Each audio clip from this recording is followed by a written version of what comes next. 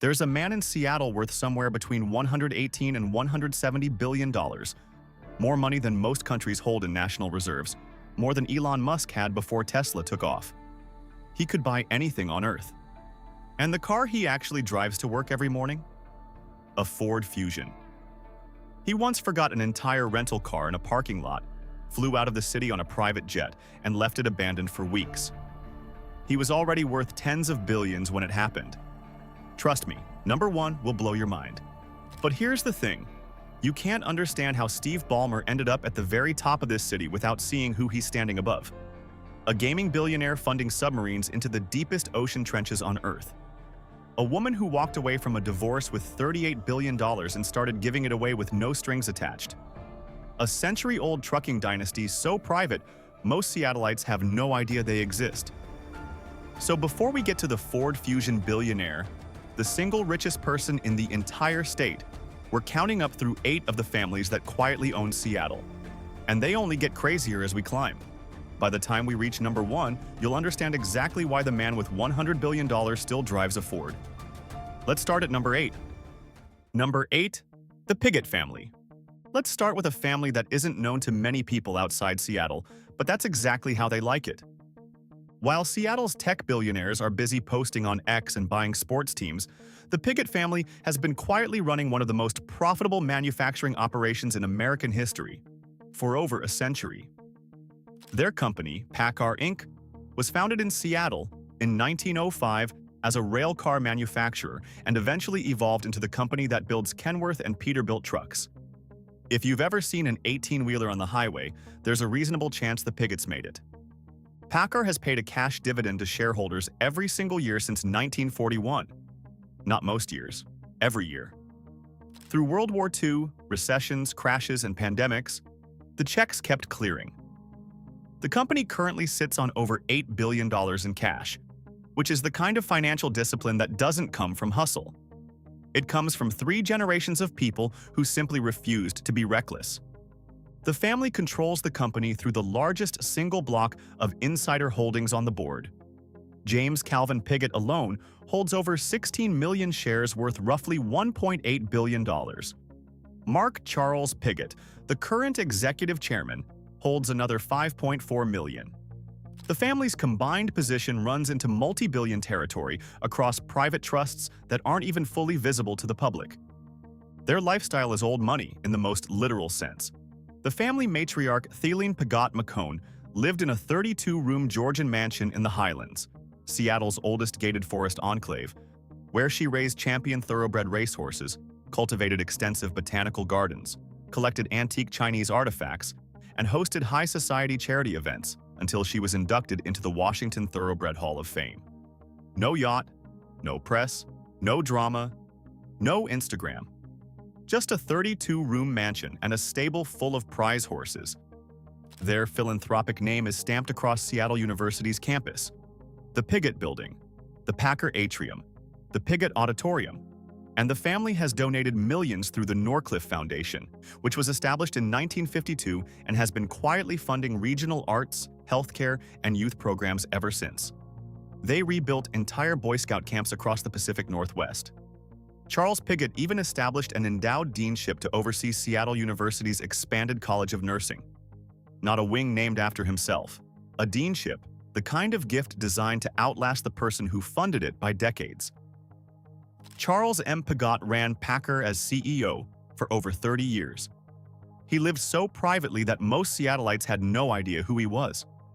He passed away in January 2026 at 96 years old, still largely unknown to the general public, with a net worth that would make most tech founders feel insecure about their life choices. That's 4 generations of billionaires who never once needed your attention. Think about how secure you have to be to pull that off. Number 7. The Nordstrom family. A Swedish immigrant walks into America with $5 in his pocket.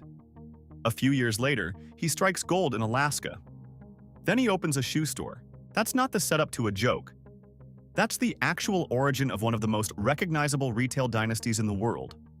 John W. Nordstrom arrived in the United States in 1887 at 16 years old with practically nothing.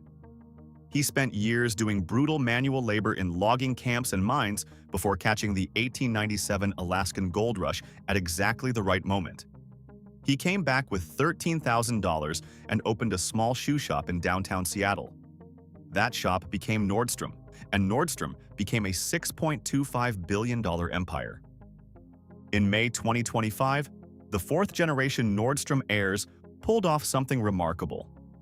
Facing brutal pressure from e-commerce and the unpredictability of public markets, Eric and Pete Nordstrom partnered with Mexican retail giant El Puerto de Liverpool and took the entire company private in an all-cash buyout. The deal was worth $6.25 billion, priced at $24.25 per share, and when it closed on May 21st, the Nordstrom name quietly disappeared from the New York Stock Exchange. The family went from 33% ownership to 50.1% control. They bought their company back. The move was about more than money. It was about control. Public markets demand quarterly growth above everything else. The Nordstroms wanted to run a company, not perform for investors every 90 days. Their customer service culture is so extreme it became a business school legend. A customer once successfully returned a set of car tires to a Nordstrom store in Anchorage, Alaska, and got a full cash refund. Nordstrom has never sold tires in its entire history. The store took them back anyway. That story has been repeated in MBA classrooms for decades, which is worth more than any advertisement they've ever run.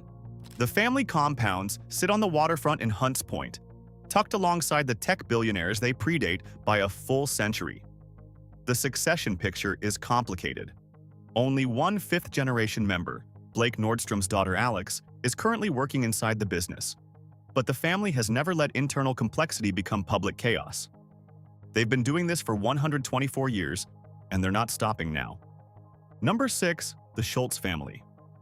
Howard Schultz grew up in a federally subsidized housing project in Brooklyn. His father broke his ankle at work and lost his job with no insurance, no workers' compensation, and no safety net. Schultz watched his family fall apart from a financial shock that a single document could have prevented. He never forgot it. Decades later, he bought a 4-store Seattle coffee roasting company called Starbucks for $3.8 million and turned it into a global corporation with over 36,000 locations on every continent except Antarctica. The idea wasn't just to sell coffee. It was to create the thing he never had growing up: a job with benefits, dignity, and a stake in what you were building. Starbucks was one of the first major American companies to offer full healthcare benefits to part-time employees. That decision cost serious money and came entirely from his childhood. The Schultz family fortune sits between $3 billion and $3.7 billion, anchored in over 30 million shares of Starbucks stock plus options, alongside a venture capital operation called Maveron that manages over $1.3 billion and made early bets on companies like eBay. He also owns a Gulfstream G650 private jet valued at roughly $65 to $75 million. And then there's the yacht. In late 2025, Howard Schultz took delivery of Pi, a 328-foot super yacht built by Dutch shipyard Feedship, worth approximately $300 million. It has a glass elevator, an oval swimming pool, a hybrid propulsion system, and room for 14 guests and 18 crew. It is, by almost any measure, one of the most extraordinary private vessels on the water right now. But in Seattle, the Schultz name carries a complicated legacy. He owned the Seattle Supersonics from 2001 to 2006. After a bitter public fight over stadium funding, he sold the franchise to an Oklahoma City group who moved the team out of Seattle. The city still hasn't forgiven him for it. His family foundation has donated tens of millions to veterans programs and youth employment across the Pacific Northwest, but for a significant portion of Seattle sports fans, none of that matters. So while he built something that genuinely changed the world, he also sold the Sonics, and both of these things are permanently true. Number 5. The Simonyi family. Most people who worked at Microsoft in the early days got rich. Charles Simonyi got rich and then spent $60 million to go to space, twice. Simonyi was born in Hungary, trained as an engineer, and arrived at Microsoft in its earliest years as one of the most important technical hires the company ever made. He built the foundational code architecture for Microsoft Word and Microsoft Excel. two pieces of software that are still used by over 1 billion people today. He cashed out with a fortune now estimated between $5.7 and $7.4 billion, and then proceeded to live one of the more quietly spectacular lives in the Pacific Northwest. In 2007, he became one of the first private space tourists in history, flying to the International Space Station aboard a Russian Soyuz spacecraft. 2 years later, in 2009, he did it again. The two trips cost him a reported $60 million out of pocket. He did not appear to regret this. His home in Medina, Washington, known as Villa Simonyi or the Windows House, was designed by Frank Gehry and is exactly as dramatic as that sounds. Soaring glass facades, modernist steel plates, and an interior that functions as a private contemporary art museum housing modern paintings, avant-garde sculptures, and rare Renaissance scientific manuscripts. It's less a house and more a statement about what a person can do when they have infinite money and genuinely excellent taste. In 2008, Simonyi married Swedish aristocrat Lisa Persdotter, fusing old European industrial wealth with Seattle technology money in a way that even a novelist would find a little on the nose. He helped build the software that the entire modern office world runs on, bought himself a trip to space twice, and lives inside a Frank Gehry building with a Renaissance manuscript collection. On the list of ways to spend a software fortune, this one is objectively hard to critique. Number 4. The Newell family. Gabe Newell dropped out of Harvard, spent several years working on Windows at Microsoft, and then co-founded a video game company called Valve in 1998 with former Microsoft colleague Mike Harrington. That company built Steam, the dominant digital distribution platform for PC games globally, and has never once gone public. Valve has no shareholders to answer to, no quarterly earnings calls, no analyst days, and no obligation to explain itself to anyone. Gabe has simply accumulated, quietly and completely privately, a fortune estimated between $9.5 and $11 billion.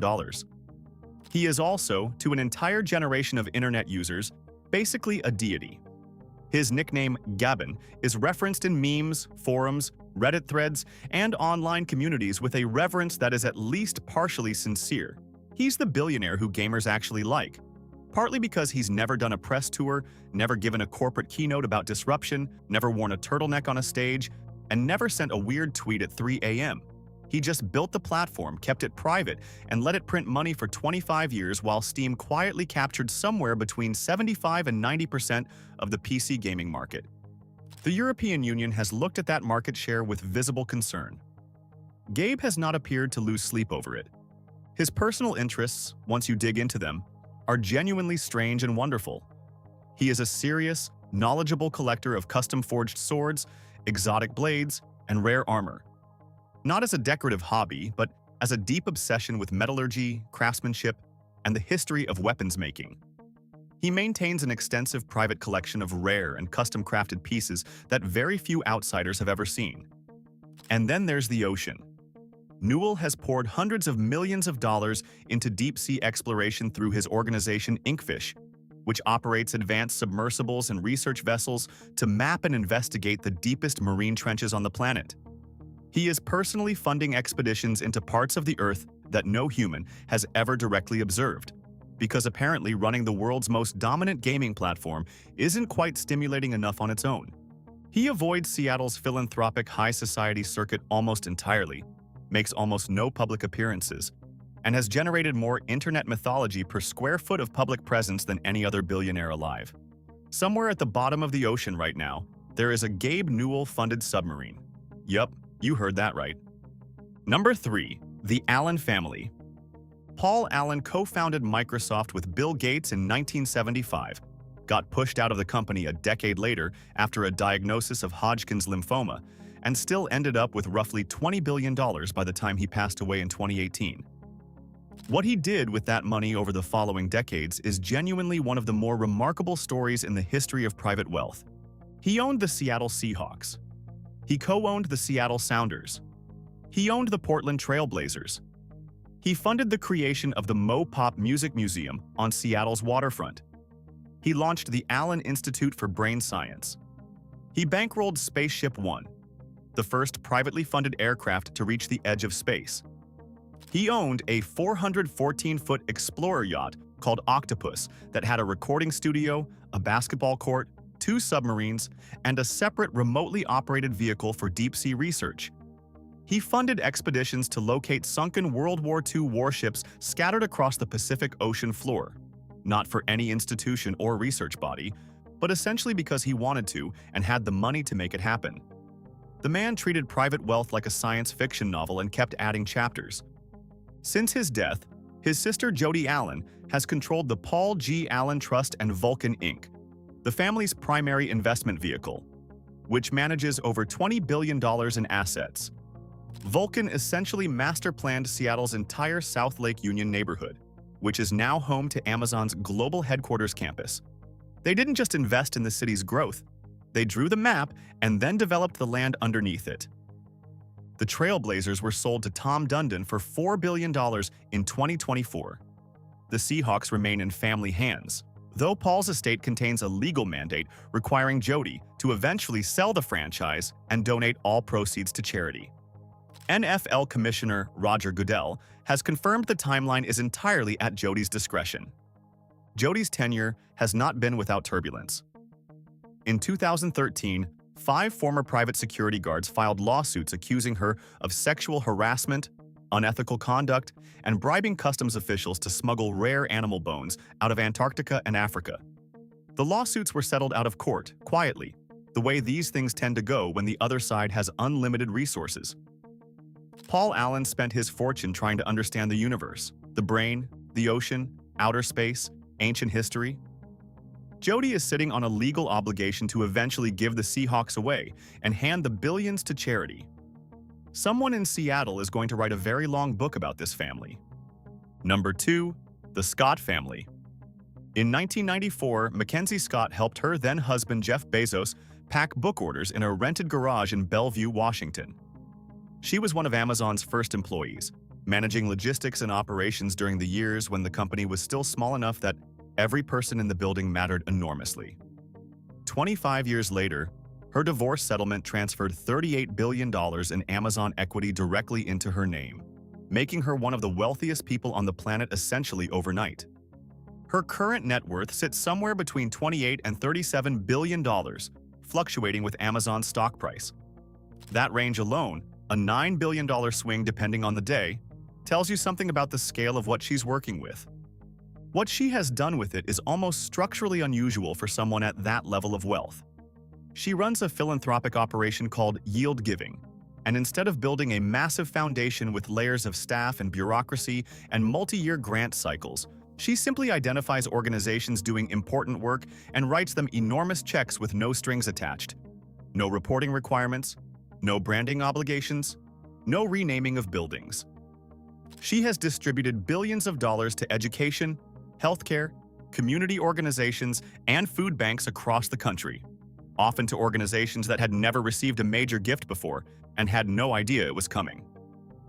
In 2023, Jeff Bezos announced he was relocating to Miami to be closer to family and his space launch facilities. In April 2025, he sold his Hunts Point waterfront estate, a 9,420 square foot Jim Olsen-designed masterpiece with 300 feet of Lake Washington shoreline, for $63 million, setting a new Washington state residential real estate record. He retains a 30,000 square foot Tudor estate in Medina, but his relationship to Seattle is clearly changing. Scott stayed. No super yacht. No $300 million purchase. No press release. Just a quiet house in Seattle and several $1 billion moving steadily into communities that needed it. Jeff left. McKenzie stayed and gave the money away. That speaks volumes about the character. Number 1. The Ballmer Family. Steve Ballmer joined Microsoft in 1980 as the company's 24th employee. He was not a programmer. He was not an engineer. He negotiated a salary of $50,000 and a small slice of equity in a company that was just beginning to matter. That equity, held and compounded over the following 4 decades, has grown into a fortune estimated between $118 billion and $169.7 billion, making Steve Ballmer not just the wealthiest person in Washington state, but one of the most liquid private individuals on the entire planet. He has more money than Elon Musk had before Tesla's stock run. He has more money than most countries hold in national reserves. He surpassed his former boss Bill Gates as the region's wealthiest resident, which is the kind of sentence that requires a moment of silence to fully absorb. The Ballmers live on a 2.1-acre waterfront compound in Hunts Point that Steve purchased in 1987 for $1.325 million. In December 2019, he spent $9.8 million to buy the adjacent property just for the privacy buffer. His home now has 160 feet of private Lake Washington shoreline, a secondary residence, and a view of downtown Seattle. For security on the ground, the family uses Cadillac Escalades and an armored Mercedes-Benz S600 Guard. In the air, they travel on a Gulfstream G650ER, worth approximately $78 million, operated through a Seattle-based LLC called CBAIR. And then there's the car he actually drives to the office, a Ford Fusion Hybrid. Not because he can't afford anything else, but because his father worked as a manager at Ford. And Alan Mulally personally handed Ballmer the keys to the millionth vehicle ever equipped with Microsoft's Sync technology. He kept it, he drives it. In 2014, he bought the Los Angeles Clippers for $2 billion in cash, the highest price ever paid for an NBA franchise at the time. He also built USA Facts, a genuinely nonpartisan platform that visualizes how the federal government actually spends money, because he looked at American civic discourse and decided the core problem was that nobody was working from the same set of facts. There is a story that follows him around Seattle. Ballmer once left a rental car in a corporate parking lot, flew out of the city on a private jet, completely forgot the car existed, and colleagues discovered it abandoned in the lot weeks later. He was already worth tens of billions of dollars when this happened. $118 billion, a Ford Fusion, and a forgotten rental car. The man contains multitudes. And with that, it's a wrap on the richest families that own Seattle. From the Pigots quietly running a trucking empire to McKenzie Scott writing billion-dollar checks without asking for anything in return, the families that own Seattle are not who most people picture when they hear the word billionaire. They are stranger, sharper, and far more interesting than that. Which one surprised you the most? Drop it in the comments and subscribe to Global Status to stay ahead of the stories that don't make the front page.